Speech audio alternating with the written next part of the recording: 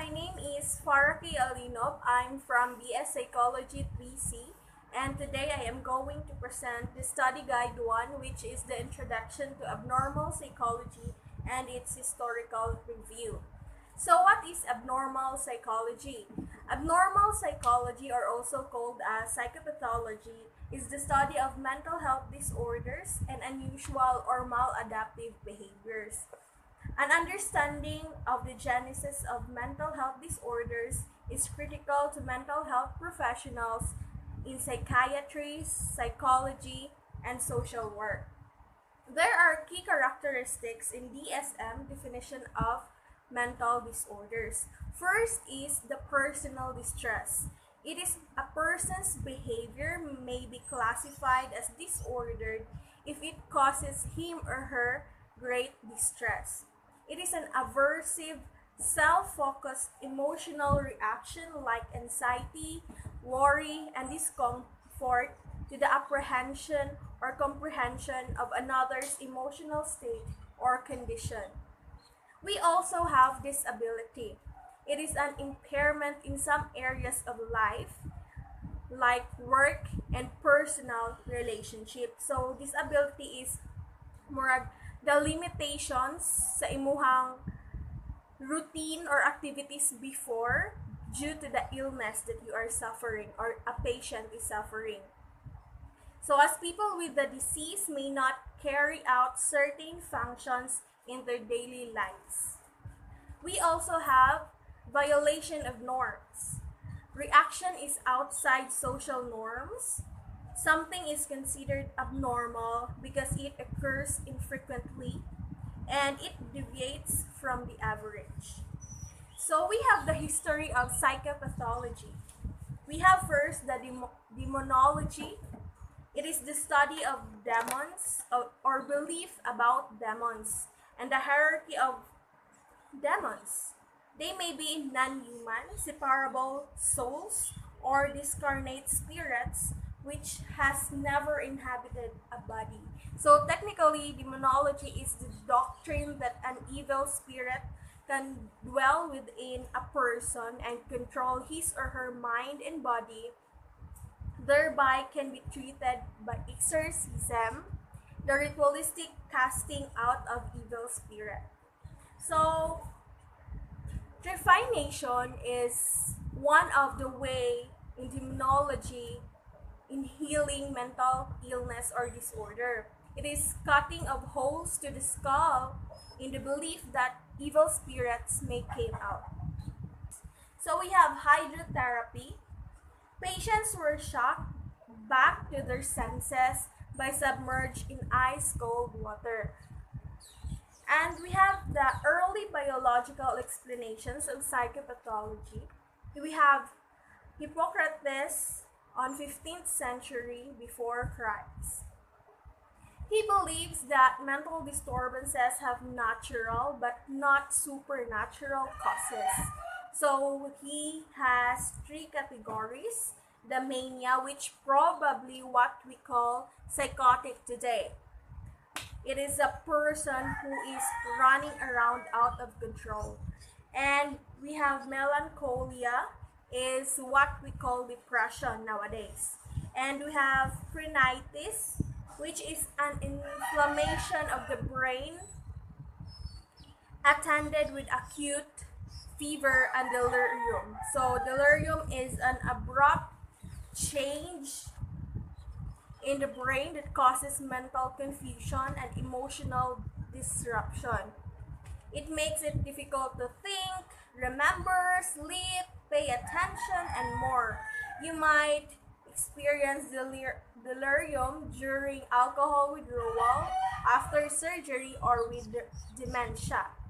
So, phrenitis is nowadays called as meningitis or encephalitis.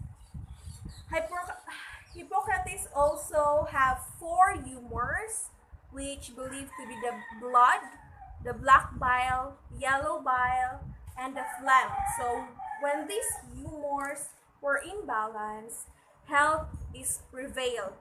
But when they were not in balance, disease took over. So Hippocrates believed that if these four humors is in balance, you will have a good health.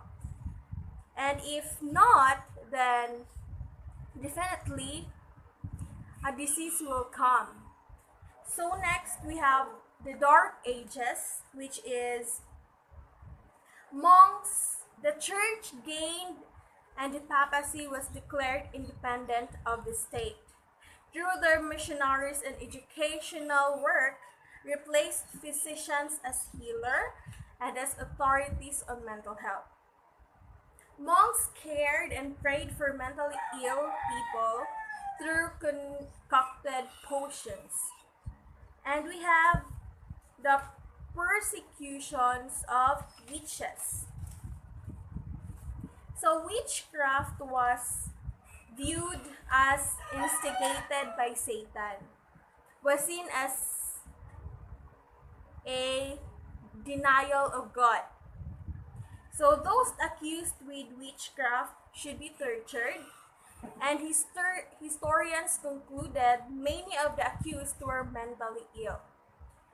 So those people who were accused with doing practices on witchcraft, they believe that they should be tortured, and historians also believe that they are mentally ill.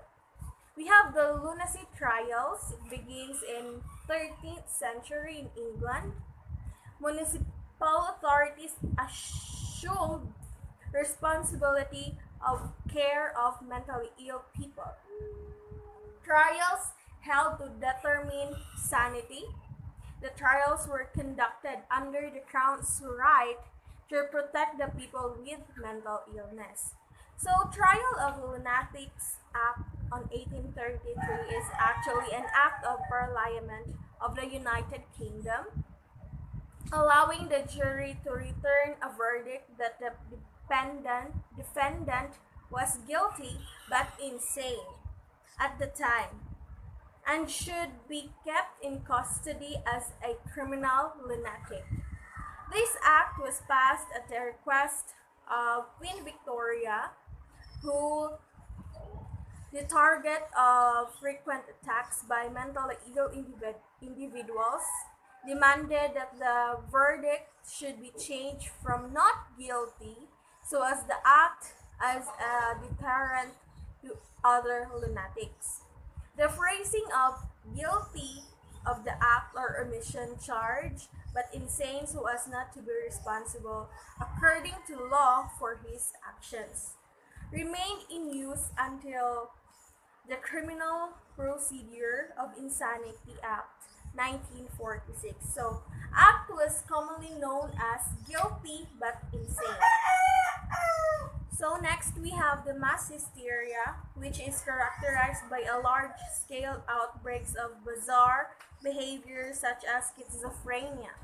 So it is a collective illusions of threats, whether real or imaginary, through a population and society as a result of rumors and fears.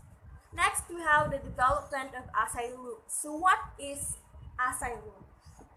So, it is an establishment for the confinement and care of mentally ill people. So, the first asylum was the Saint Mary of Bethlehem on 1243. It is one of the first mental institution. Origin of the term Bedlam, known as Bethlehem Hospital, but later on Londoners abbreviated this to Bethlehem and often pronounced as Bedlam. It became one of London's greatest attraction nowadays. Bedlam means uproar and confusion. So although the hospital became a modern psychiatric facility, historically it was a representative of the worst excesses of asylums in the era of lunacy form, and only served not as a sanctuary for the insane but to help raise money for the Crusades via alms collection. So it is originally served not as a sanctuary for mental ill people, but it is to raise money for the crusade via alms collection. So we have penal reform and moral treatment. So Felipe Pinel from 1745 to 1826. So he was a French physician who was instrumental in the development of a more humane psychological approach to the custody and care of psychiatric patients, referred today as moral treatment. So he is pioneered humanitarian at La Biseta. La Biseta is originally planned as a military hospital but opened as a orphanage. So Pinal was credited as being the first to introduce humane methods in the treatment of mentally ill. So we have the moral treatment. So it is a small privately funded humanitarian hospitals. So we have the Friends Asylum on 1817. So known as Friends Hospital in the relief of persons deprived of the use of their reason. So the first private non-profit exclusively mental hospital in United States and is the oldest continuing such institution. So even more important than the physical layout was the new treatment which France introduced. Sorry. The moral treatment of mental illness, a methodology which combined the Quaker religious views of the individual with medical sciences developing therapies. So Friends Asylum is historically significant under Criterion A, and its period of significance ranges from 1817 to 1911. So one of the moral treatment that Felipe Pinel conducted or exercises in asylums was patients were engaged in purposeful calming activities. So one of it is gardening. And also the patients have chances to talk with the attendants in that hospital. So we have Dorothea Dix from 1902 to 1802 to 1887.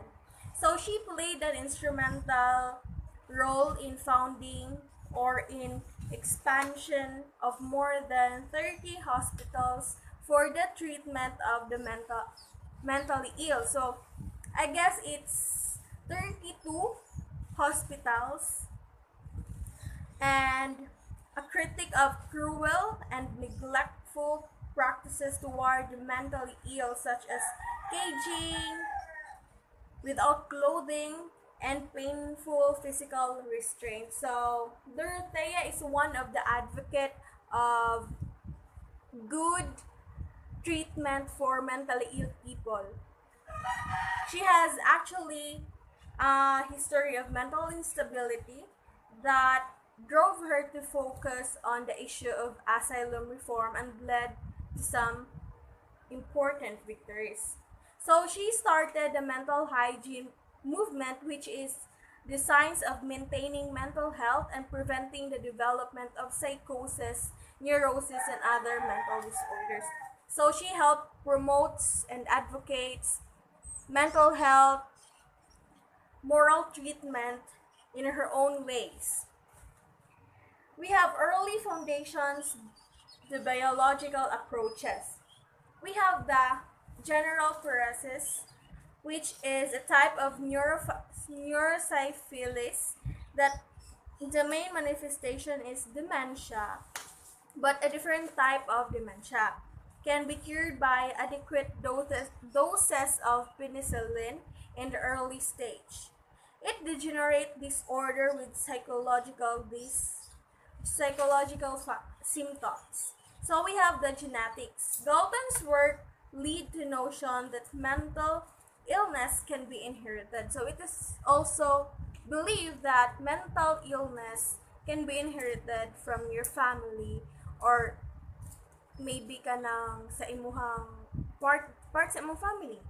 So behavioral genetics is an extent to which behavioral differences are due to genetics. Its goal is to investigate the nature and origins of individual differences in behavior. So behavioral genetics is more on a study to investigate the nature and origin of individual differences, most especially in behavior. So they believe that one of the factor is it is hereditary.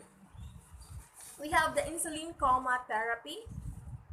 Manfred Sakel is a Polish neurologist and psychiatrist who introduced insulin coma therapy or insulin shock therapy for schizophrenia. He used insulin to tranquilize morphine addicts undergoing withdrawal, and in 1927, one addict accidentally received an overdose of insulin and went into coma. After the patient recovered from the overdose, Sakel noted an improvement in his mental state. He hypothesized that inducing convulsions with insulin could have similar effects in schizophrenia. So we have eugenics. It is a large-scale social policy of limiting birth. So it is more like birth control that aims to reduce human suffering by breeding out diseases, disabilities, and so-called undesirable characteristics. So mura ni siya birth control in order to kana bitaw ma-prevent ang mga undesirable characteristics, or should we say ma-eliminate ang mental disorder sa atong population, ang mental illness sa atong population. It is an enforced sterilization to eliminate undesirable characteristic from population, like what I've said. So next we have electroconvulsive therapy. It is an induced epileptic seizures with electric shock. So typically, 70 to 120 volts are applied externally to the patient's head, resulting in approximately 800 milliamperes of direct current passed through the brain for 100 milliseconds to 6 seconds duration, either from temple to temple or from front to back of one side of the head.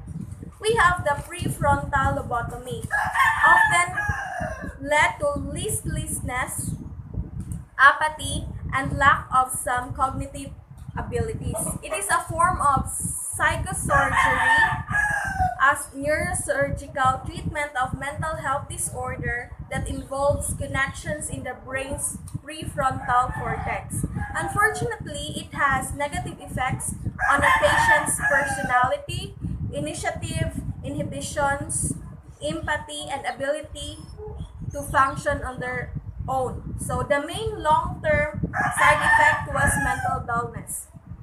We have the early foundations. Emil Kriapelin pioneered classification of mental illness based on biological causes. He published the first psychiatric test on 1883, and the founder of modern scientific psychiatry, psychopharmacology, and psychiatric genetics.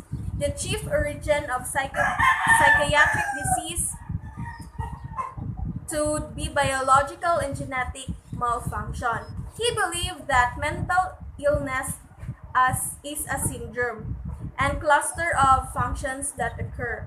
So he proposed two major syndromes, which is the dementia precox and the manic depressive psychosis. So dementia precox, known as schizophrenia nowadays, is a biological illness caused by anatomical or toxic processes. For creatinine, schizophrenia was a progressive neurodegenerative disease which automatically resulted to irreversible loss of cognitive functions. And manic depression psychosis is a episodic disorder which does not lead to permanently impaired brain function. So, early foundation psychological approaches. We have Mesmer. He treated patients with hysteria using animal magnetism. So, what is animal magnetism? Animal magnetism, also known as mesmerism, the name given by Dr. Franz Mesmer in 18th century to what he believed to be an invisible natural force possessed by all living things including humans, animals, and vegetables. He believed that the force could have physical effects including healing, and he tried persistently but without success to achieve scientific recognition of his ideas. So we have Joseph Breuer. He used hypnosis to facilitate catharsis. So catharsis is a release of emotional tension triggered by reliving and talking about the event. So it was soon developed by Sigmund Freud. So we have next Sigmund Freud's psychoanalytic theory. So he believed that human behavior is determined by unconscious forces. Psychopathology results from conflicts among these unconscious forces. So he has four structures of mind, which is the id, our instinct, and we have the ego, which is the reality, and the superego, which is the morality. So we have Neo-Freudians, which is consist of psychologists whose work followed from Freud. We have Jung. We have Jung's analytic psychology, which incorporates Freudian and humanistic psychology. So he has collective consciousness archetype. So Jung's four major archetypes.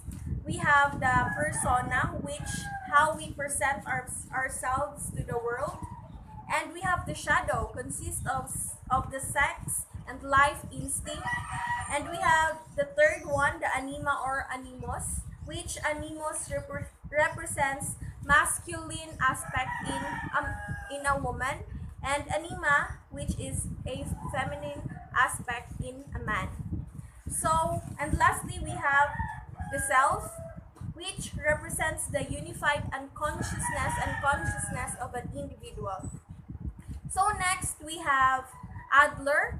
Adler's individual psychology held that the main motives of human thoughts and behavior are individual man's striving for superiority and power, partly in the compensation for his feeling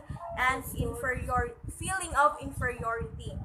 So, continuing influences of Freud and his followers.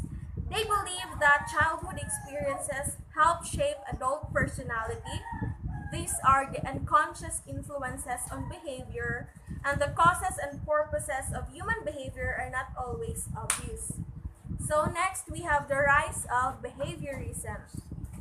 We have John Watson.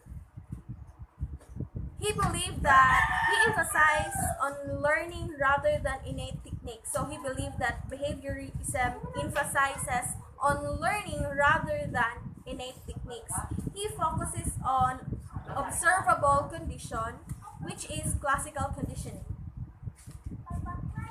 So Pavlov, he believes that learning is through association. So he has four elements, which is the unconditioned stimulus leads to an automatic response. The conditioned stimulus is the previous neutral stimulus after becoming associated with the unconditioned stimulus. So we also have unconditioned response, which is an innate and requires no prior learning. And lastly, we have conditioned response, that is a learned response. And next we have Watson's and Raynor, classical conditioned fear in little Albert. So this process is known as generalization. The little Albert experiment demonstrated that classical conditioning could be used to create a phobia. So in this experiment, a previously unafraid baby was conditioned to be afraid of a rat. And next we have operant conditioning. First we have Edward Thorndike. He believes that learning is through its consequences. So the law of effect was a principle of Edward Thorndike which developed that suggested that response closely followed by satisfaction will become firmly attached to the situation and therefore more likely to reoccur when the situation is repeated. So for example, if you study and then get a good grade on a test, you will be more likely to study for the next exam. So next we have Skinner, which made a principle of reinforcement. This states that individuals' behavior is a function of its consequences based on law of effect. So it overlooks the internal state of individuals such as inner feelings and drives of individuals are ignored by Skinner. So this theory focuses totally in what happens to an individual when he takes some action. So this theory is a strong tool for analyzing controlling mechanism for individuals' behavior. However, it does not focus on the causes of individuals' behavior. So we have positive reinforcement, which implies giving a positive response when an individual shows positive and required behavior. So next we have negative reinforcement. Behaviors that terminate a negative stimulus are strengthened. This implies rewarding an employee by removing negative or undesirable consequences. So both positive and negative reinforcement can be used for increasing desirable and required behavior. Next, we have modeling. Modeling is a behavioral therapy technique for overcoming phobias and acquiring more adaptive behaviors based on observing and imitating models. So, learning by imitating other behaviors. It can occur without reinforcement. So we have Bandora and Menlove. Modeling reduced children's fear of dog. So they made an experiment which they divide two groups of children. This experiment was designed to test hypotheses that magnitude Desarius extension of partly governed by the diversity of aversive modeling stimuli which are neutralized and by observers to emotional arousal. So we have the first group of children were markedly fearful of dogs, and we have the second group who were exposed to dogs. And we have the behavior therapy. So we have systematic desensitization, which is based on the principle of classical conditioning. So this therapy aims to remove the fear response of a phobia and substitute a relaxation response to the conditional stimulus gradually using counter conditioning. We also have aversive conditioning, in which stimuli associated with undesirable behavior are paired with aversive stimuli to create a negative response to these stimuli. And lastly, we have cognitive therapy and rational emotive therapy. Cognitive therapy is relatively a short-term form of psychotherapy based on the concept that the way we think about things affects how we feel emotionally. So it focuses on present thinking, behaviors, and communication rather than on past experiences and is oriented toward problem solving. And next lastly, we have the rational emotive therapy. So it is an approach that helps you identify irrational beliefs and negative thought patterns that may lead to emotional or behavioral issues. REBT, or Rational Emotive Behavioral Therapy, can be particularly helpful for people living with a variety of issues, including depression, anxiety, addictive behaviors, phobias, sleep problems, aggressions, even procrastinations, and many more to mention. So this will end my presentation. Thank you so much. Have a nice